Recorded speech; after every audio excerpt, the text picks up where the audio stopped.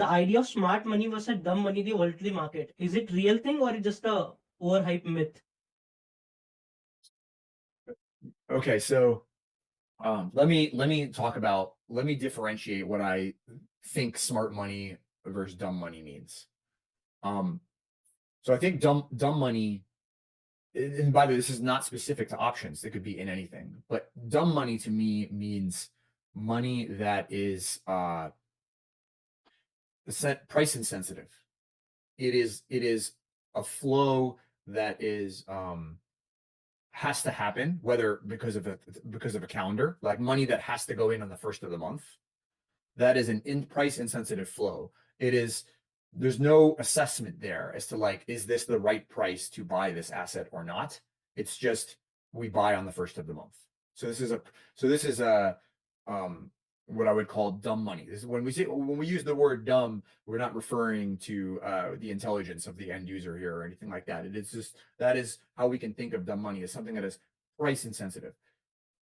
Smart money is discerning. Smart money is saying, I think that this is the wrong price. Smart money is intending to profit off of the price that it's trading against.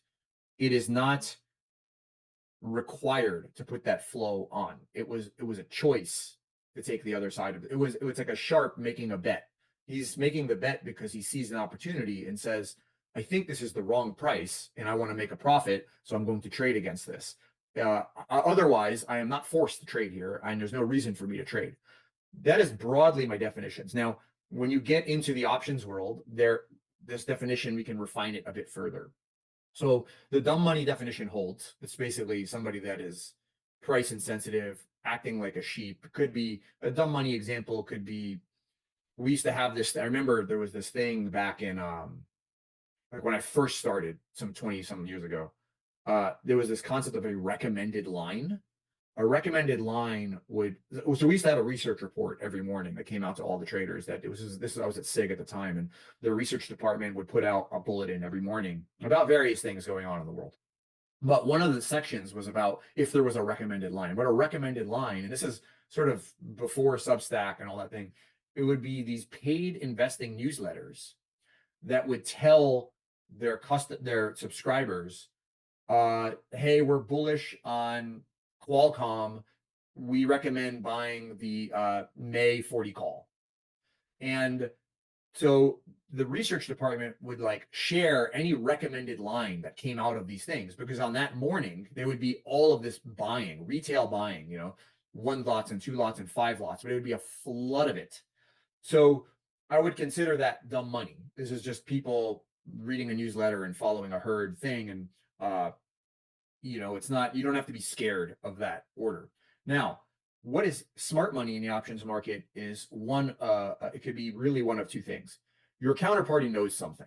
This is why insider trading tends to focus on options, because if you knew something that you're not like, material non-public information, the highest leverage you're going to get is by executing it through the options market, is to take the bet in the options market. But of course, the regulators know this too.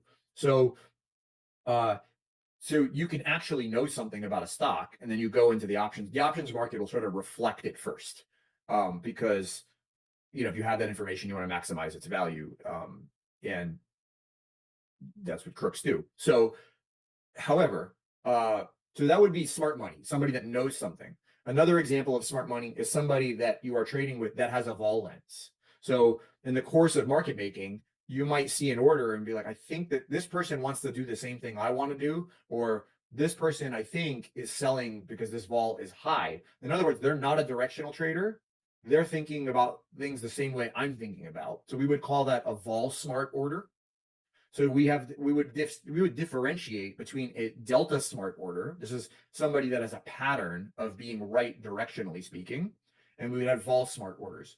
A directionally smart order is something kind of useful for a market maker to know, because what they will do is the counterparty might be trading at the wrong vol, but what you could do is, let's say it's a delta smart order and they're buying calls.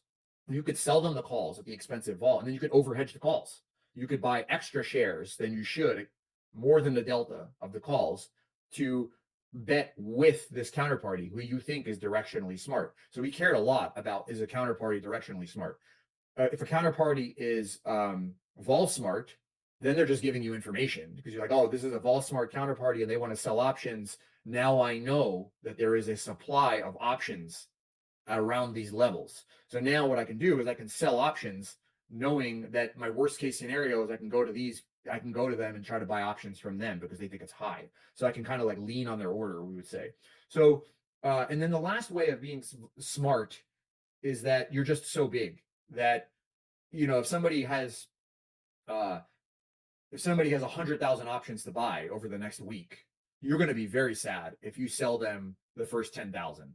So they might not be smart in those other senses, but they are so big that you do not want to trade against them, especially, or at least not at the beginning of the order. So we would say like it's smart because it's just so big. That was a kind of SoftBank. I think it was like 2021 when SoftBank was buying all those upside tech calls. It's not that Masa-san is some genius options trader, but he does have a lot of money. So you don't want to trade against the Masa-san when he first starts buying these calls. So that's another example of being smart, is just having huge size. So yeah, that's you have delta smart, you have vol smart, and then you have dumb or price insensitive.